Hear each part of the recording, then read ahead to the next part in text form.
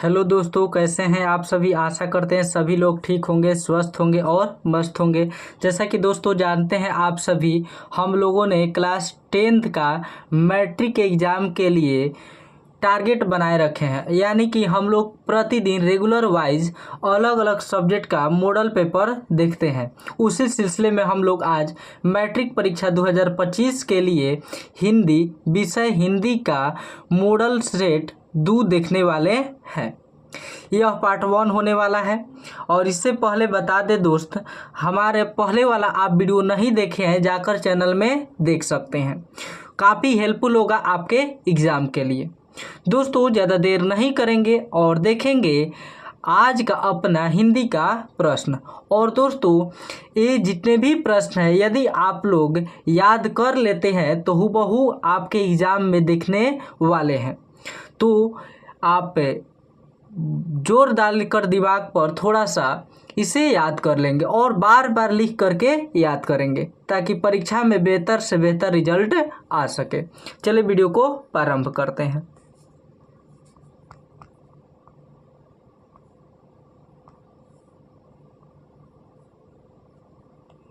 दोस्तों जैसा कि आप सभी पहला प्रश्न देख रहे होंगे, बुढ़ापे में इंसान बिल्कुल बच्चा बन जाता है। इस वाक्य में बुढ़ापे में कौन सी संज्ञा है।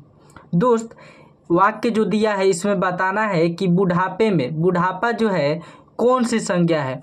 तो दोस्त हम बताए हुए थे, जिस शब्द में आपा लग जाए, आई लग जाए, आवा लग जाए, उस सब जो शब्द होता है दोस्त वो भाववाचक होता है। तो यहाँ पर देख सकते हैं कि बुढ़ापा लगा है। क्या लगा है? बुढ़ापा।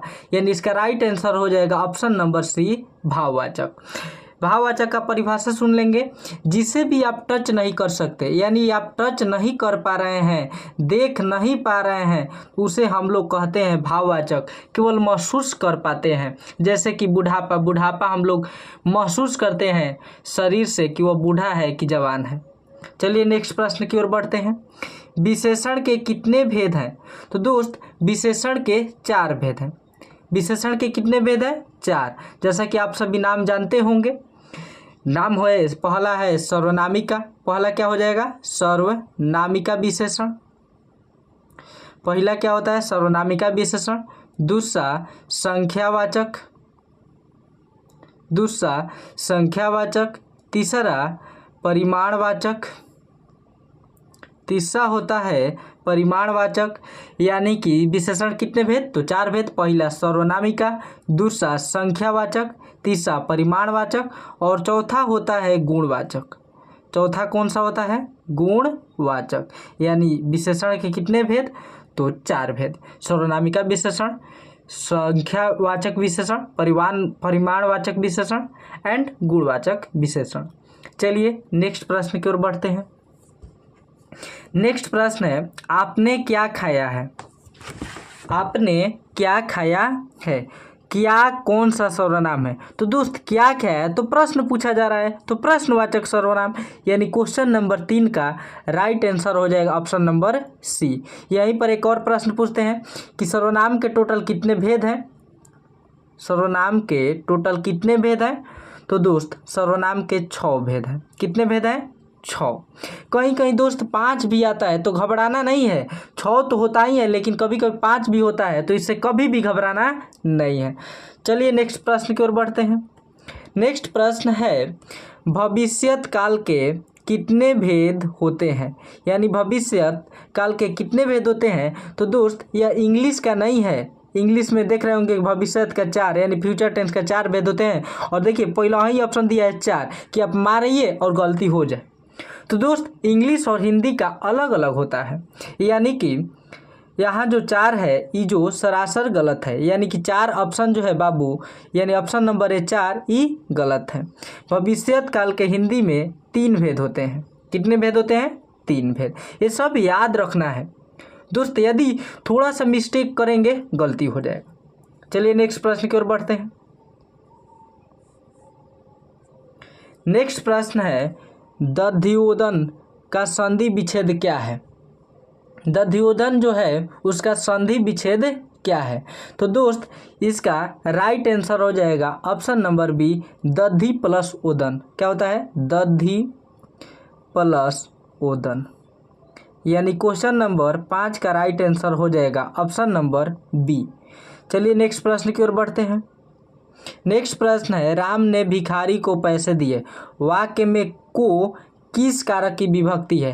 को, देखिए प्रश्न है को, देखिए किसी को आप दे रहे हैं, कर्ता ने कर्म को करण से संप्रदान को के लिए, जैसे संप्रदान किसी को आप दे रहे हैं तो उसमें संप्रदान होता है। यानी राम ने भिखारी को पैसा दिया है तो को में संप्रदान कारक है। कौन सा कारक है? संप्रदान।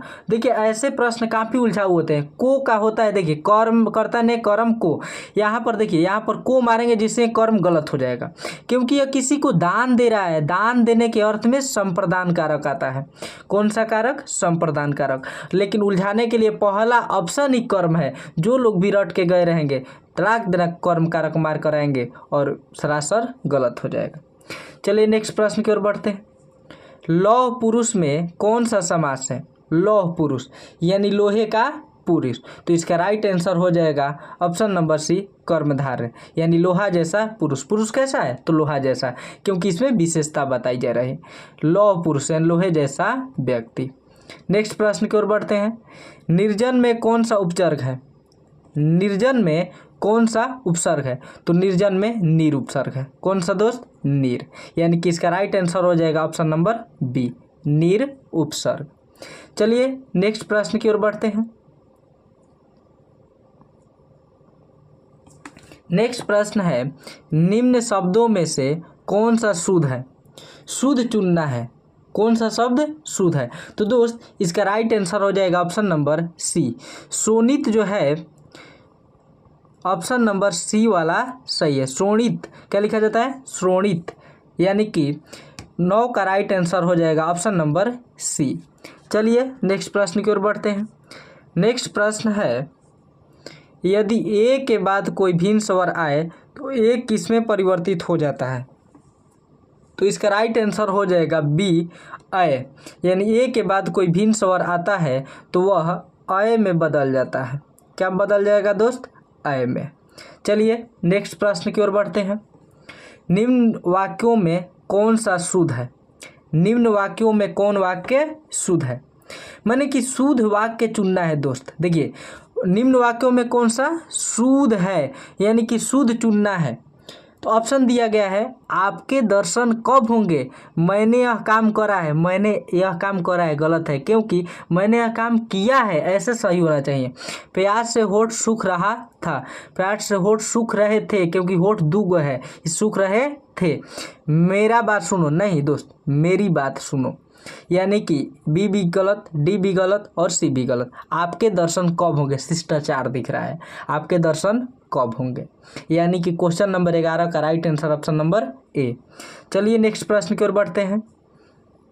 हाथ साफ करना मुहावरे का सही अर्थ क्या है? हाथ साफ करना, देखिए हाथ साफ है करना, हाथ मतलब कि साफ करना यानी चोरी करना। क्या करना? चोरी करना। यानी कि हाथ साफ करना का अर्थ होता है चोरी करना। नेक्स्ट प्रश्न की ओर बढ़ते हैं। निम्न शब्दों में से कौन सा शब्द शुद्ध है? कौन शब्द शुद्ध है? देखिए ऊपर वाला भी आया था, नीचे वाला है। शुद्ध और अशुद्ध दोस्त याद रखना है। तो कौन शुद्ध है? तो हितैषी। हितैषी यानी कि हितैषी कैसे लिखा जाता है? हितैषी।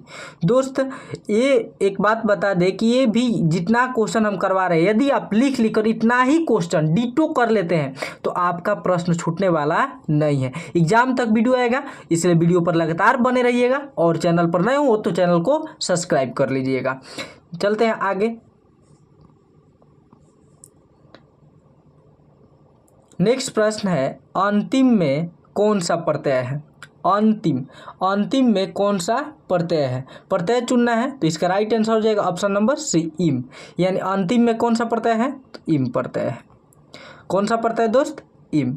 नेक्स्ट प्रश्न है, अष्टाध्यायी में कौन सा समास है? अष्टाध्यायी में कौन सा समास है? तो दोस्त इसका राइट आंसर हो जाएगा द्विगु। क्यों द्विगु? क्योंकि आगे है अष्ट। अष्ट मतलब होता है दोस्त 8। और संख्या पूर्वे द्विगु, नाम सुने होंगे, जिस समास के शुरू में संख्या आ जाता है उसे द्विगु समास कहा जाता है। संख्या पूर्वे द्विगु यानी कौन सा समास है? द्विगु समास। चलिए नेक्स्ट प्रश्न की ओर बढ़ते हैं। भारत में बेरोजगारी का एक प्रमुख व प्रत्यक्ष कारण क्या है? भारत में बेरोजगारी का प्रमुख एवं प्रत्यक्ष कारण दोस्त जाति प्रथा है। कौन सा है? जाति प्रथा, हमारे बुक के अकॉर्डिंग। यानी क्वेश्चन नंबर 16 का राइट आंसर हो जाएगा ऑप्शन नंबर सी। नेक्स्ट प्रश्न है, पेड़ पर कमरा किसकी रचना है? पेड़ पर कमरा यानी दोस्त देखिए काफ़ी रिपीटेड क्वेश्चन है और यह विनोद कुमार शुक्ल की रचना है। किनकी? विनोद कुमार शुक्ल की।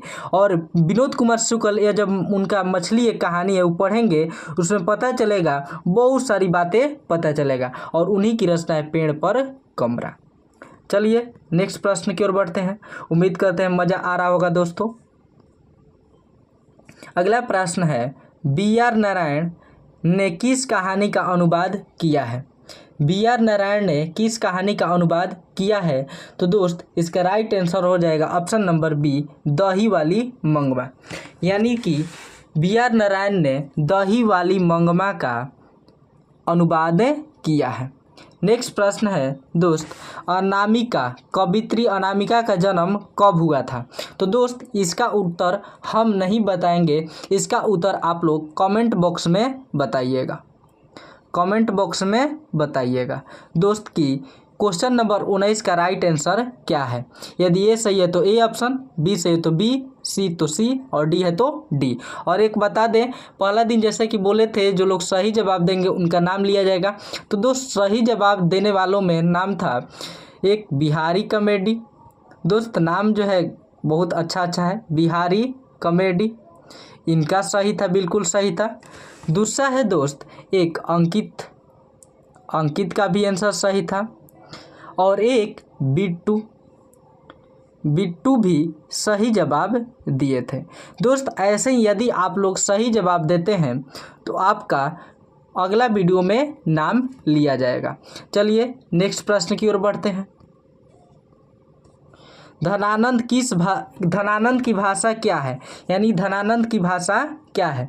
तो इसका राइट आंसर हो जाएगा ऑप्शन नंबर बी, ब्रज भाषा। यानी धनानंद की भाषा क्या थी? तो ब्रज भाषा थी। चलिए नेक्स्ट प्रश्न की ओर बढ़ते हैं। किनके अनुसार सेनों ने अपने सिद्धांतों को भी बदल लिया था? तो दोस्त किनके अनुसार सिद्धांत को बदल लिया था? तो दोस्त काफ़ी क्वेश्चन आसान है। खोखा के अनुसार या कासू के अनुसार। खोखा का एक और नाम था दोस्त, कासू। खोखा का नाम क्या था? कासू था। खोखा के अनुसार गिरधर साहब क्या किए थे कि सेन साहब क्या किए थे कि अपने सिद्धांत को बदल दिए थे। जा करता था वैसा मान लेते थे। चलिए आगे बढ़ते हैं। और आगे बढ़ने से पहले एक दोस्त और बता दें दोस्त, यदि आप चाहते हैं कि वीडियो का नोटिफिकेशन आसानी से मिल जाए तो आप एक टेलीग्राम चैनल को भी ज्वाइन कर लेंगे। टेलीग्राम चैनल का नाम है ज्ञान संग्रह इंस्टीट्यूट सोनबरसा। ज्ञान संग्रह इंस्टीट्यूट सोनबरसा। ये सर्च करेंगे तो आप, और उस पर ऑलमोस्ट 110 सब्सक्राइबर हैं, आप जाकर उसे सब्सक्राइब कर लीजिएगा ताकि वीडियो का नोटिफिकेशन आसानी से मिल जाए। चलिए नेक्स्ट प्रश्न की ओर बढ़ते हैं। दारिश नामक सोने के सिक्कों से भरा घड़ा किसे मिला था? दारिश नामक सोने का सिक्का किसे मिला था दोस्त? तो इसका राइट आंसर हो जाएगा option number C, Warren Hastings को। किसे मिला था सोना का सिक्का से भरा घड़ा? तो वारेन हेस्टिंग्स को। नेक्स्ट प्रश्न है, ढहते विश्वास किस भाषा से अनुदित है? ढहते विश्वास जो है किस भाषा से अनुदित है? तो इसका राइट आंसर हो जाएगा ऑप्शन नंबर सी, उड़िया। यानी किस भाषा से अनुदित है? तो उड़िया भाषा से। नेक्स्ट प्रश्न है, दूर चट्टानों की ठंडी गोद में किस कवि की पंक्ति है? दूर चट्टानों की ठंडी गोद में किस कवि की पंक्ति है? तो दोस्त इसका राइट आंसर हो जाएगा option number D, Rainer Maria Rilke. यानी कि यह रेनर मारिया रिल्के की पंक्ति है। नेक्स्ट प्रश्न की ओर बढ़ते हैं। और यह हम लोग का आज का अंतिम प्रश्न है। जीवनानंद दास की किस कविता को प्रबुद्ध आलोचकों द्वारा रविंद्रोत्तर युग की श्रेष्ठतम प्रेम कविता की संज्ञा दी गई है? तो दोस्त काफ़ी इंपॉर्टेंट प्रश्न है, तो इसका राइट आंसर हो जाएगा option number B, Banalata Sen. Banalata Sen को ही श्रेष्ठतम कविता की उपाधि दी गई है। दोस्त उम्मीद करते हैं वीडियो काफ़ी शानदार लगा होगा और काफ़ी हेल्पफुल होगा। दोस्त यदि आप चैनल पर नए हो तो चैनल को सब्सक्राइब जरूर कर लीजिएगा और रेगुलर वीडियो खाली देखते रहिए, आपका पूरा क्वेश्चन ज्यों का त्यों बन जाएगा। हुबहू प्रश्न दिखने वाले हैं आप लोग के एग्जाम में। दोस्त वीडियो को समाप्त करते हैं, मिलते हैं नेक्स्ट वीडियो में, तब तक के लिए जय हिंद, धन्यवाद।